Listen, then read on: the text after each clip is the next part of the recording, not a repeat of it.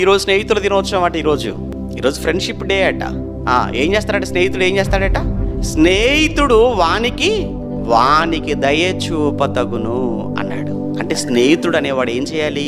దేవుని యందు భయభక్తులు మానుకొనుచున్నాడు అని తెలిస్తే అతని పట్ల దయ చూపించి అతన్ని దేవుని యొద్దకు నడిపించేవాడుగా ఉండాలి. వాడే ఫ్రెండ్ అంటే.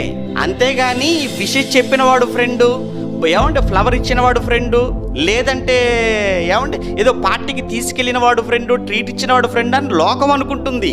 వాడు కాదు. నీ డిప్రెషన్ వేళ, నువ్వు కృంగిన సమయంలో నిన్ను ఆదరించి నీకు ధైర్యం చెప్పి నిన్ను నిలవబెట్టి నిన్ను దేవుని యొద్దకు నడిపించేవాడు వాడే నీకు ట్రూ ఫ్రెండ్ అంటే.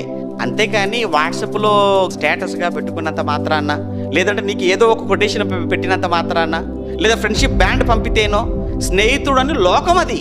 కానీ వాడు కాదు స్నేహితుడు అంటే.